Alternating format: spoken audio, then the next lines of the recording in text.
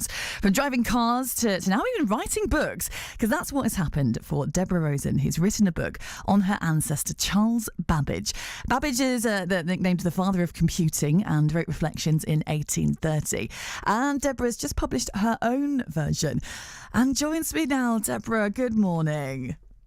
Hello, thank you so much for having me. Oh, it's wonderful to have you on. So tell me all about the book. How did this happen? Well, as you said, it is a parallel to Charles Babbage's works in 1830 entitled His Reflections on the Decline of Science in England and on Some of Its Causes. And my parallel is called Reflections on the Decline of Belief in Science, which follows my generation through observational patterns and commonalities and discusses how my generation finds it hard to find experts and to know where to get information from, particularly on the internet. And I think these days, I mean, there's just so much technology, isn't there? I think we're almost so used to it now. It's not always as wowy as perhaps it was back in the day when you'd have a new invention or someone would create something. Nowadays, I think we take it for granted a little bit, don't we? Yes, and the speed at which we change makes it very difficult for my generation, particularly, and older generations to connect, because technology is moving now so fast and there are so many new inventions. It's very difficult, actually, for someone psychologically to develop around that. And I know as well, you know, you've been using the use of assistive technology and to help visually impaired people to write books. And I know you have your own experience as well, Deborah, and that's just an incredible thing to be able to do. It's a very helpful thing, actually, to know that even though I have a visual impairment myself, which is essentially neurological, so there's nothing wrong with my eyes. I don't have any issues with distance, for example, so I'm not short or long-sighted, but my eyesight cuts in and out all of the time.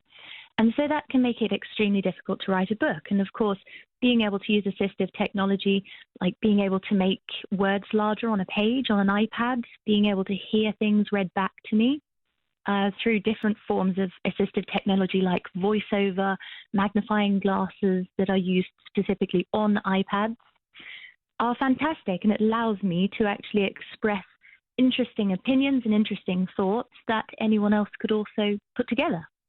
And it's amazing, isn't it? And I think if you sort of look back at, you know, the Reflections in 1830 and just see how far we've come since your ancestor, it's phenomenal, isn't it? It's really enormous, but it's so interesting that people and systems still have the same Kafkaesque bureaucracy that they had in 1830. It's very similar the way people deal with things. It's actually quite funny to read. And sort of being able to get those reflections and get those insights into it, and I think you know, as I said, it's everywhere, isn't it? I know you're a keen musician, and I know as well that you do a lot of climbing and sports, and I think that particularly on the assistance side, I mean, there are so many aids available to us, aren't there? Yes, absolutely. I think it's important also for visually impaired people to feel confident using those aids. There's still a lot of blind people and visually impaired people that walk around without a cane or without a guide dog, and there are those of us that need it. When I was younger, I was very much less likely to tell somebody that I couldn't see things, and so a lot of people thought I could see, but they perhaps thought there was something a bit strange, but they didn't know, whereas now I prefer to say rather openly, yes, I think I might need this, and that's going to make this easier, therefore I can achieve more. I think it's a much better position to put yourself in. And I think that, you know, the flag that you're flying for raising awareness and giving, you know, those living with any additional needs or disability, just the fact that, you know, you can do it and you can go out. I know you were the first visually impaired person to climb one of the mountains in the Swiss Alps, and what a phenomenal list of achievements you've got, Deborah. And I think it just goes to show that, you know, anything is possible, isn't it? It is, and it's also about recognizing what your own skills are, what you're good at, picking your battles, recognizing that a good plan, a good reconnaissance, understanding where you're going, what sort of time frame you need to do something in, whether it be a mountain or whether it be a book, and then having the confidence to say, right, I've done my risk assessment, I know what I need to do, I'm well equipped, I'm well educated, I'm ready to do this, and then commit to carrying that plan out in terms of the real actions. And if you do it in a good order and you do it in a time frame that's suitable to you, then absolutely, whether you have a disability or not, doesn't have to impede you if you do things at the correct time. And the fact that this is one of your ancestors, Charles Babbage, as an ancestor, I mean, it must have been fascinating sort of looking through his work and looking through his reflections and sort of, I don't know, it's lovely when you've got an ancestor like that's had such a contribution to the world.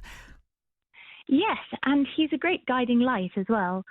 I do feel that sometimes when I read his works, I sort of hear my father or my uncle speaking. I could really imagine them saying the same things, but I think it's fantastic if you're wanting to write a book about something and you can use this as a parallel and use it as a good format. It's extremely helpful. And just sort of looking at, you know, the inventions he had, and you sort of got the big old difference engine, haven't you? and you see pictures of it. I mean, I imagine if he was with us today and saw the likes of, you know, what a simple smartphone can do these days. I mean, he'd be absolutely blown away, wouldn't he? Absolutely. The difference engine currently visible in the Science Museum is as big as a room, and it contains many, many cogs, multiple thousands of cogs that allow you to progress through calculations. So you can imagine that being able to have a calculator just in your hand is phenomenal. So, I mean, it sounds like an absolutely brilliant book. So, Deborah, how can we find out a little bit more about this and get hold of a copy? You can find it on Amazon as Reflections on the Decline of Belief in Science. But I'm told you can also find it by just writing Babbage's back into Amazon and it will appear. I love that. It's catchy, isn't it? Oh, Deborah, we must catch up again and particularly talk about the music side of things because I think it's incredible and lovely to meet you. Deborah Rosen, written a book on her ancestor Charles Babbage. And I imagine sort of looking at the role of technology these days, I mean, there's so many angles. We talked about friendship today and you know, combating social isolation. You know, the fact that technology pretty much keeps us connected, doesn't it? We saw that through the pandemic. There's just so much to look at on this. It's absolutely fascinating.